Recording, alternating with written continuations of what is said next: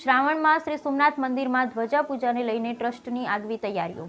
શ્રાવણમાં શ્રી સોમનાથ મંદિરમાં ધ્વજા પૂજા માટે ટ્રસ્ટની આગવી તૈયારીઓ. શ્રાવણમાં મહાદેવના દર્શને આવનાર ભક્તોની પસંદ હોય છે મહાદેવની ધ્વજા પૂજા. સ્થાનિક બહેનો મોટી સંખ્યામાં મહાદેવની ધ્વજા બનાવી આર્થિક પાર્જન થકી બન્યા આત્મનિર્ભર. શ્રી સોમનાથ મંદિર પરિસરમાં શ્રાવણ મહિનામાં ધ્વજા પૂજા માટે બહુસ્તરીય વ્યવસ્થાઓ કરવામાં આવી.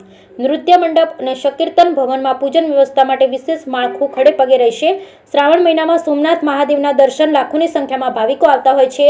મોટી સંખ્યામાં મહાદેવની પૂજા અર્ચના કરતા હોય તેમાં પણ ભાવિકોની સૌથી પ્રિય પૂજા એટલે સોમનાથ મહાદેવની ધ્વજા પૂજા. ત્યારે 30 દિવસનો શ્રાવણ રૂપી સોવિત્સવ આવી રહ્યો હોય મહાદેવની ધ્વજા પૂજા અગાઉના વર્ષો કરતાં વધુ નોંધાવાની સંભાવના છે, જેને લઈ ટ્રસ્ટ આગવી તૈયારીઓ કરી મોટી માત્રામાં ધ્વજા પૂજા થઈ શકે તેવી પૂરતી તૈયારીઓ કરી રહી છે. ધ્વજાનું શાસ્ત્રોક્ત મહત્વ. ધ્વજા પૂજા ભક્તોનું કલ્યાણ કરવાની સાથે તેમના પિતૃઓને સદગતિ આપે છે. ધ્વજા પૂજા કરવાના ભક્તોની યશ, કીર્તિ, આયુષ્યમાં વૃદ્ધિ થાય છે. ધ્વજા કેતુ સ્વરૂપ પણ માનવામાં આવે છે, જેથી જ્યોતિષ શાસ્ત્રીના દ્રષ્ટિએ પણ ધ્વજા પૂજા અતિ મહત્વની અને પુણ્યદાયક માનવામાં આવે છે. ધ્વજાના ઇતિહાસ. શ્રી સોમનાથ મંદિરનું પુનઃનિર્માણ થયા બાદ ટ્રસ્ટના તત્કાલીન અધ્યક્ષ જામનગર મહારાજ દિગ્વિજયસિંહ જામ સાહેબ દ્વારા 13 મે 1965ના રોજ મધ્યાહને 12:30 કલાકે કૌશેય ધ્વજારોપણ કરવામાં આવ્યું. ધ્વજાનું બંધારણ અને પદ્ધતિ. પ્રથમ જ્યોતિર્લિંગ શ્રી સોમનાથ મંદિરની ધ્વજા એકંદરે 21 મીટરની હોય, જેમાં મહાદેવનું ત્રિશૂળ અને નંદીજી બિરાજમાન હોય. આ ધ્વજા મંદિરના મુખ્ય શિખર પર 155 ફૂટની ઊંચાઈ પર ફરકાવવામાં આવે. ટ્રસ્ટ દ્વારા તાલીમ અપાયેલ કર્મચારી શિખરથી નીચે સુધી બંધાયેલા દોરડા અને સેફટી બેલ્ટ સાથે શિખર પર ચડી ધ્વજારોપણ કરે. ભક્તો પોતાના હાથે ધ્વજા શિખર પર ચડાવી શકે તેના માટે ટ્રસ્ટ સ્વહસ્ત ધ્વજારોહણ સેવા આપે છે, જેમાં ભક્તો ધ્વજાને પાત્રમાં મૂકી દોરડા વચ્ચે ઉચ્ચાલન કરી ધ્વજને શિખર પર પહોંચાડે છે. ધ્વજ નિર્માણ કરનાર શ્રી સોમનાથ ટ્રસ્ટ દ્વારા મંદિર માટેની ધ્વજાઓ સ્થાનિક મધ્યમ વર્ગીય મહિલાઓ પાસે ધ્વજા નિર્માણ કરવામાં આવે છે. હાલમાં સ્થાનિક મહિલાઓ ધ્વજાનું નિર્માણ કરી રોજગાર મેળવી આત્મનિર્ભર બન્યા છે. 3 પેઢીથી આ પરિવાર ધ્વજાનું નિર્માણ કાર્ય કરી રહી છે. તેઓ કહે છે કે ધ્વજા નિર્માણ એ માત્ર કામ નહીં પરંતુ સાધના છે અને શ્રી સોમનાથ ટ્રસ્ટ દેશના યશસ્વી પ્રધાનમંત્રી નરેન્દ્રભાઈ મોદીની અધ્યક્ષતામાં સ્થાનિક રોજગારને પ્રોત્સાહન આપી તીર્થના કાયાકલ્પ કર્યો છે. શ્રાવણ માટે વિશેષ તૈયારીઓ. સોમનાથ ખાતે દર્શન કરવા આવનાર ભક્તો વિશેષ રૂપે ધ્વજા પૂજા કરી પોતાના પરિવાર તેમજ પૂર્વજોના ઉદ્ધારની પ્રાર્થના કરતા હોય છે.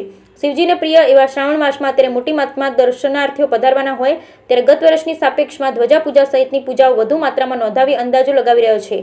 શ્રી સોમનાથ ટ્રસ્ટની તૈયારીઓ. શ્રી સોમનાથ ટ્રસ્ટ ભાવિકોને પ્રેમપૂર્ણ આતિથ્ય અને ઉત્તમ દર્શન અનુભવ આપવાના ધ્યેય સાથે કાર્યરત છે. ત્યારે સોમનાથ ટ્રસ્ટે શ્રાવણમાં આવનાર ભાવિકો માટે ઉત્તમ દર્શન વ્યવસ્થા તેમજ મંદિર પરિસરમાં આવેલ સંકીર્તન ભવન સાથે સુચારુ પૂજન વ્યવસ્થા ગોઠવી છે. આ કામ માટે ટ્રસ્ટ દ્વારા અલાયદો સ્ટાફ પણ ગોઠવવામાં આવ્યો તેમજ પૂજન સામગ્રી અને આનુષાંગિક વ્યવસ્થાઓ સહિતની પૂર્વ તૈયારીઓ પણ પૂર્ણ કરવામાં આવી. Bureau report Mahendra Tangir. Somnath trust દ્વારા ભગવાન સોમનાથજીના જે શિખર ઉપર ધ્વજા ચડાવવામાં આવે છે, આ ધ્વજાની ચોક્કસ એની ડિઝાઇન નક્કી કરી અને સ્થાનિક મહિલાઓ દ્વારા આ ધ્વજા તૈયાર કરવામાં આવે છે.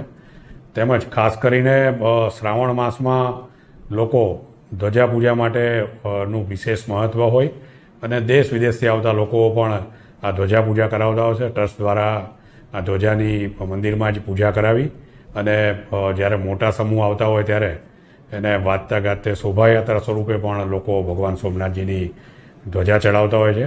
વિશેષમાં ટ્રસ્ટ દ્વારા એવી પણ વ્યવસ્થા ગોઠવવામાં છે, કોઈ જાતે પણ દોરી ખેંચી અને ધ્વજા ચડાવવા માગતા હોય તો એની વ્યવસ્થા પણ ટ્રસ્ટે ગોઠવી છે.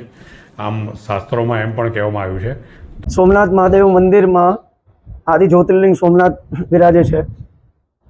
સોમનાથ મંદિરની અંદર ધ્વજા ચડાવવાનું જ્યોતિષશાસ્ત્રની દ્રષ્ટિએ અને ધાર્મિક દ્રષ્ટિએ ઘણું મહત્વ છે.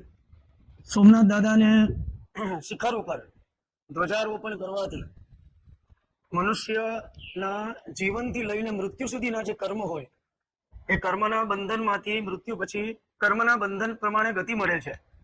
તો એ કર્મના બંધનમાંથી મુક્તિ આપવા માટે અને પિતૃઓના ઉદ્ધાર માટે ધ્વજા પૂજનનું મૂળ મહત્વ છે.